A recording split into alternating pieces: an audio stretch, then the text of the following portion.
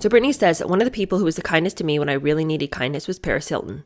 So much of America dismissed her as a party girl, but I found her elegant. The way she posed on the red carpet and always had an arched eyebrow when anyone was mean to her. She saw that I had babies and that I was suffering from the breakup, and I think she felt sorry for me. She came over to my house and she helped me out so much. She was just so sweet to me.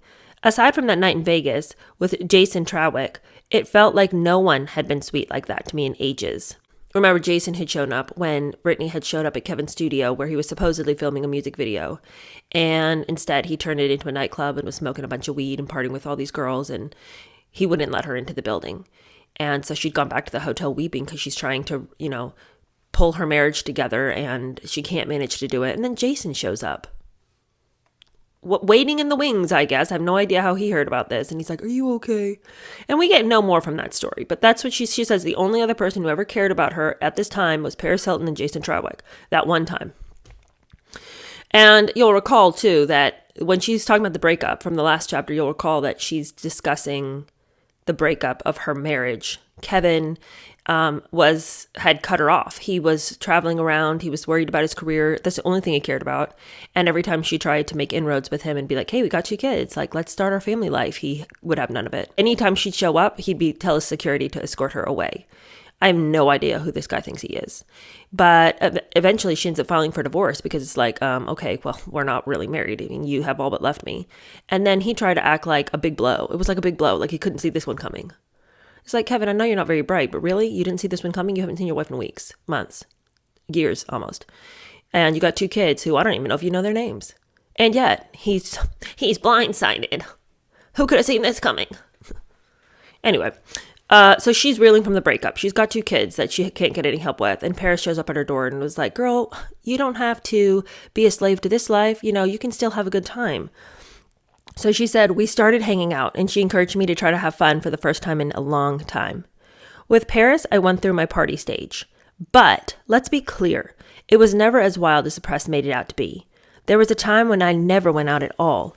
Finally, with the kids properly supervised at home with a capable caregiver, I did leave home for a few hours. I stayed out late. I drank like any other 20-something. I heard nothing but that I was the worst mother who'd ever lived and a terrible person too.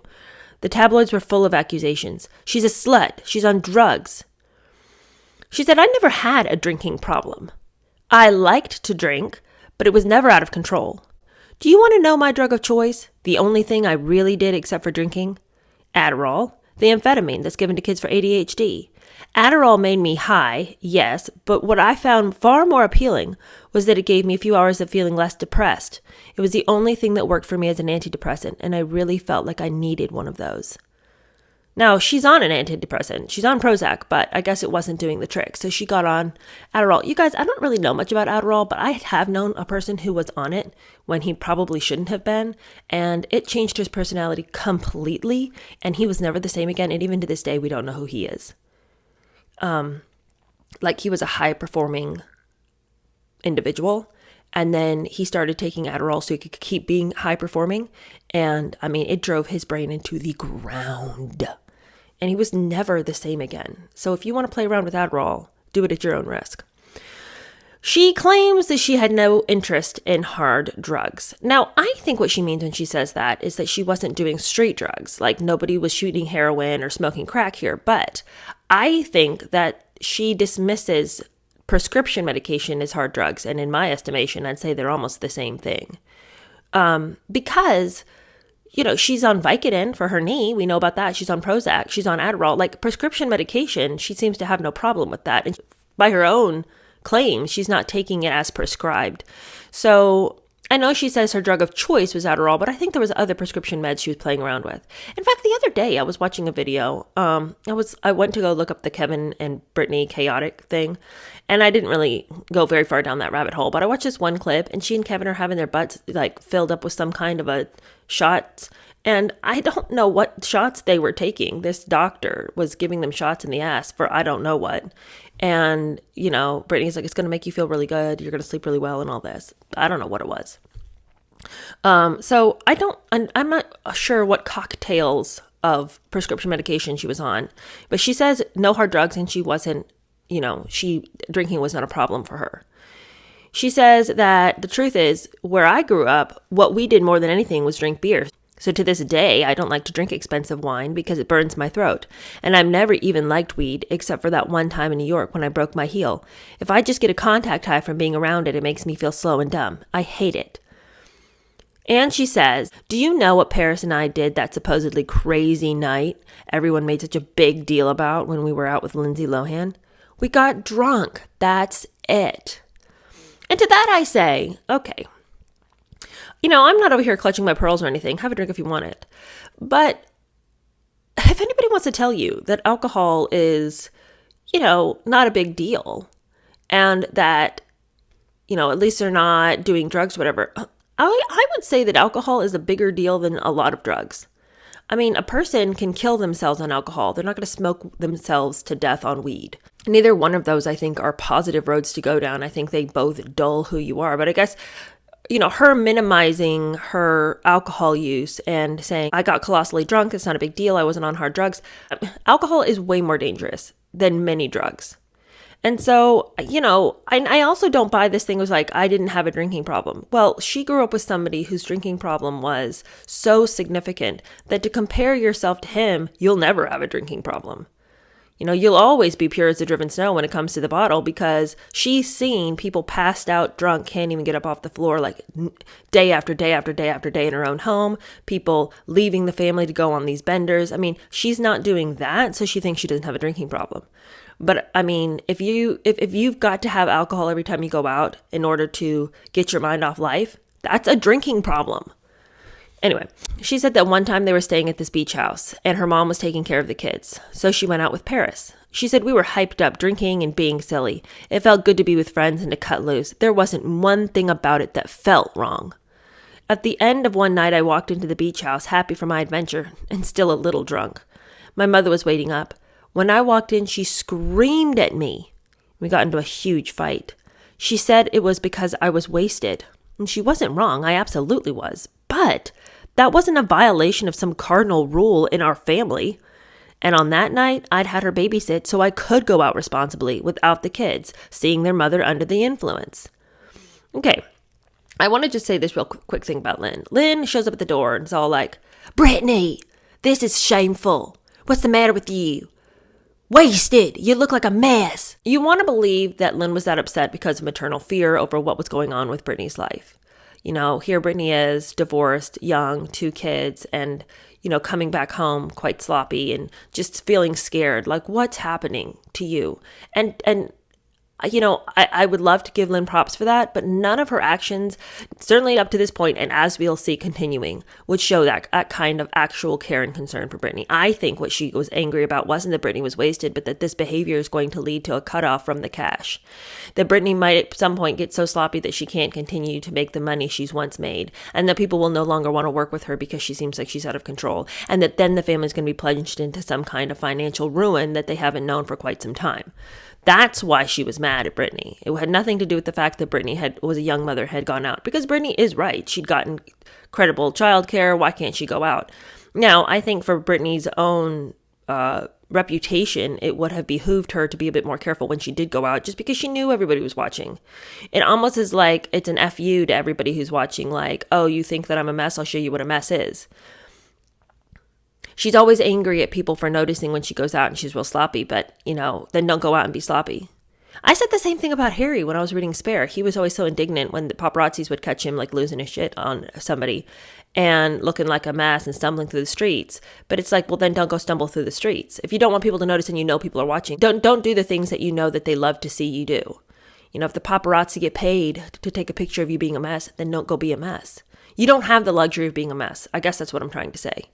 And if you are so, dead set on being a mess, then call your friends and be like, we're partying inside and we could be a mess inside, but I can't go out and be a mess. You've just got to adjust your life. Anyway, she says that when her mother screamed at her like that, the shame set in. She said, the shame I felt killed my heart. I stood there reeling and thought, okay, I guess it's forbidden for me to party. Yeah, well, Brittany, you do have 2 kids now. You do have to adjust what you do. Because I know you're young. I know you're 20-something and you feel like you kind of missed the boat to party when you had the opportunity when you were young without kids, but you do have kids now. So you can sit there and sort of be like, pout and stick your lip out and be like, I guess it's not for me. I don't get to do it. But yeah, you don't. Because, what about little Sean Preston and Jane James over there? And they can't have this in their life. They don't need to grow up with the whole world hating on their mom all the time because they're going to hear about it. And if you can do anything to mitigate that for them, then do it. Because Britney says later on that when it came to the conservatorship, she was willing to do it because of her boys. She would do anything she needed to do to make sure that they stayed in her life. But, well, why weren't you willing to quit partying because you knew it was you were taking such a negative hit? And the only thing I can think is that she didn't have any other way to cope with what was going on in her own head and heart. So, I'd love to say, hey, Brittany, hey, you're a mom, find something else to do. But she didn't know what else to do. This was the way she was going to cope with the bad feelings. And it isn't as though she could fall into the arms of her mother because Lynn is the worst. Whatever Britney did, it wasn't going to be enough. When Britney wanted to take a break, I don't think you should though. Because Britney, if you're not out there, they're going to forget about you.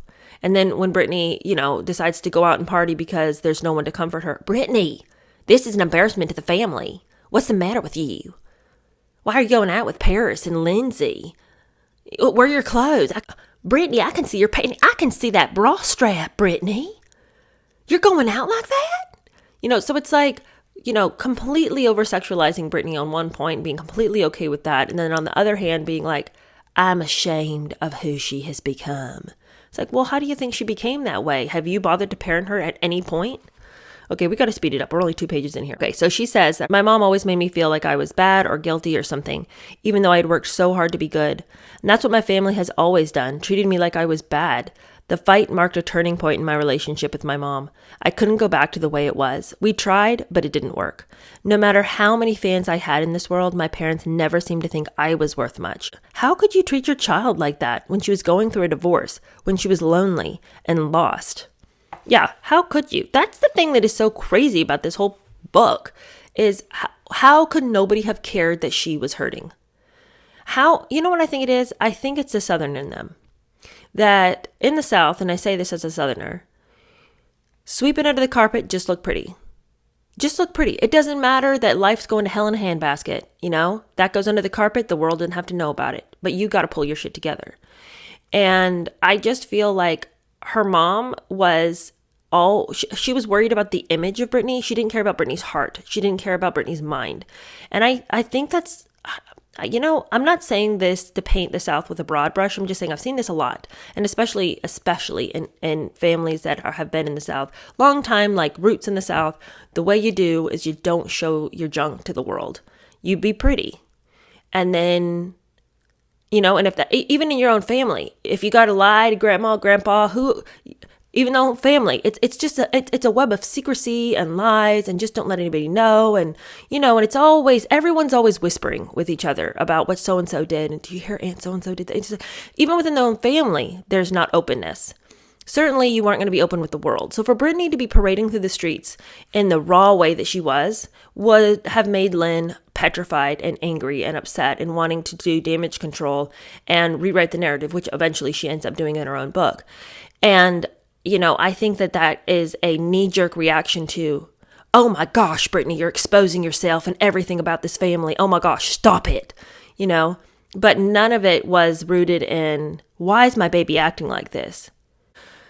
Britney goes on to say in a passage that is tinged with honesty, but still she's afraid to actually go there against her family. She says, giving a person no grace in a hard time is just not nice, especially when you can't take as good as you give.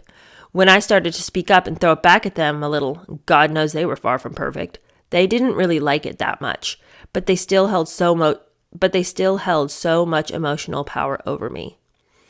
And so it's like, even now, she can't fully be honest about her family. She's like, it's not nice what they did to me, and they didn't really like it that much when I would talk back. It's like, well, Britney, first of all, it's such weak language for what she was actually experiencing. And I don't know if it's just because she doesn't right now have the ability to express herself in a more emphatic way about what they did. But saying it's just not nice and that they didn't really like it when you talked back is such that's a measly way to say what you want to say. I don't know if the ghostwriter left it in there because, that sounds like the way Britney expresses herself.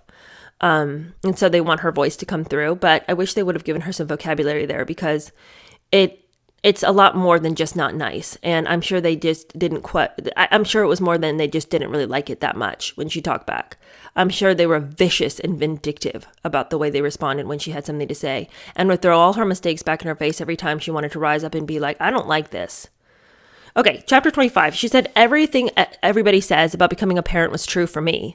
My boys gave my life meaning. I was shocked by how much pure and instant love I felt for those tiny creatures. And yet, becoming a mother while under so much pressure at home and out in the world was also much, much harder than I expected it would be. Cut off from my friends, I started to get weird. I know you're supposed to focus only on being a mother at those times, but it was hard for me to sit down and play with them each day, to put being a mother first. I felt so confused. All I had known my whole life was being exposed on every level. I didn't know where to go or what to do. Was I supposed to go home to Louisiana, get a house with a wall around it, and hide? What I can say now, but couldn't see then, is that every part of normal life had been stripped from me. Going out in public without becoming a headline, making normal mistakes as a new mother of 2 babies, feeling like I could trust the people around me. I had no freedom and yet also no security. At the same time, I was also suffering, I know now, from severe postpartum depression. I'll admit it. I felt like I couldn't live if things didn't get better. And my heart goes out to her because being a new mom is hard. It is the complete reversal of everything you've ever known. The freedom of just being able to go do whatever you wanted, that changes instantly as soon as that baby comes into your life. Your life revolves around those babies, and she had not 1 but 2 in an incredibly short amount of time. So as everything in your own personal life is changing, you've given up your body, you've given up your time, but also you've given up the freedom to not care about anybody but yourself because now your heart is outside of your body. Those little babies, there's an incredible amount of anxiety that comes with love because what if something happens to them? And I think she was really, really struggling with that as well. And so she doesn't even have anybody that she can vocalize this to. It's really isolating when you have kids and there's nobody in your circle that also has kids. Now, she hasn't said that directly, but she's hanging out with Paris Hilton and Lindsay Lohan, and those are like her best girlfriends. Those people would not understand where you're coming from in new motherhood. And it doesn't, Lynn would come up and babysit for her a lot, but Lynn also seems like she's just there to sort of judge what Britney does. So it wouldn't have been a freeing thing to have your mom come and help you figure out what motherhood felt like. Also, Lynn had been the worst mother of all time, so I don't think you're going to get parenting tips there. I can't even imagine. I cannot even imagine how hard life was right then. And then already feeling sort of like, I don't know exactly what I'm doing as mother and exactly how to do this well. And then every time you go out, the paparazzi are watching you. And then there's all these headlines about, did you see the way she was holding the baby? Did you see how she did this? Why did she look so sloppy? Oh, she's like always such a mess. This is the reality. Britney did look like a mess then. I'm not going to sugarcoat it. She, God forbid she run a comb through her hair. Her clothes were always literally looked like scraps of clothing that she picked up off the floor, wearing scarves for shirts, cut off shorts where the pockets are hanging out. She wasn't as physically fit either as she had been. And so a lot of the clothes were just very unflattering to her figure. And I don't know. I think it was truly the expression of depression on her physical being in the way she dressed herself. She didn't know how to care enough about it.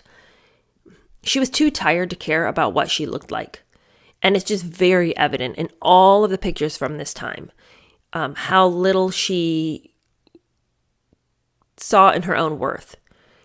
She didn't care enough about her presentation because she didn't think she was worth the presentation. Anyway, my heart goes out to her in this season. It must have been so hard feeling like there's nowhere to turn and you've got 2 little kids looking up to you and you feel like you're a child yourself and you don't know where to turn. She goes on to say that all these other people were doing their thing, but I was being watched from every corner. Justin and Kevin were able to have all the sex and smoke all the weed in the world and no one said one word to them. I came home from a night at the clubs and my mother tore into me. It made me scared to do anything. My family made me... It made me scared to do anything. My family made me feel paralyzed. I gravitated toward anyone who would step in and act as a buffer between me and them, especially people who would take me out partying and get me temporarily distracted from all the surveillance that I was under. Not all these people were great in the long run, but at the time I was desperate for anyone who seemed to want to help me in any way and who seemed like they had the ability to keep my parents at bay.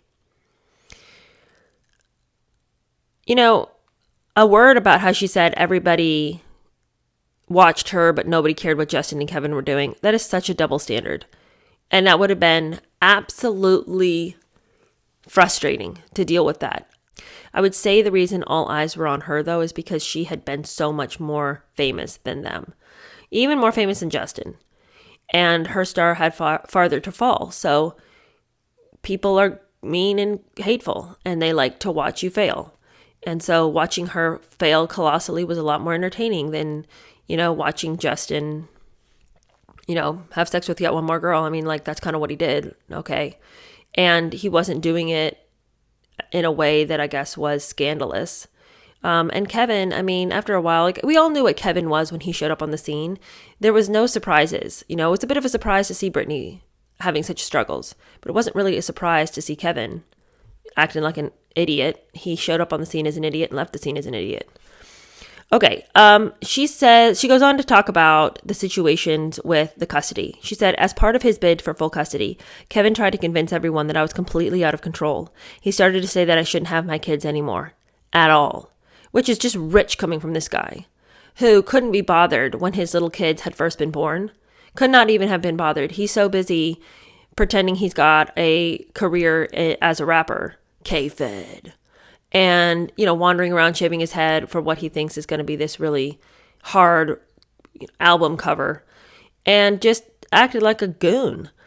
And then when he realizes that it ain't happening for him in the rapping world, now he wants to be the concerned dad who's, hustling around being like, yeah, I really think Britney, I think we got to keep our eye on her.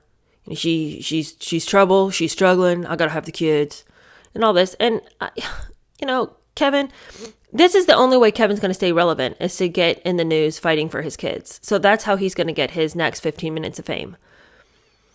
She said that when he said she was out of control, she remembers thinking in her head, well, surely this is a joke. I mean, that's just for the tabloids. I'm not out of control. She said, when you read about married celebrities fighting, you never really know what's real. I always assume that a lot of what you hear are stories being fed to the papers as part of some ploy to get upper hand in a custody battle. So I kept waiting for him to bring the boys back to me after he took them. He not only wouldn't bring them back to me, but he wouldn't let me see them for weeks on end. What? I mean, what is happening here? How is it that one parent can take the kids away? Could you not call the police? Is that not considered kidnapping? Somebody takes your kids. You can't see them. There's no court documented reason why she can't see them at this point. This is just Kevin, having his minute, trying to act all big. There's absolutely no reason for this.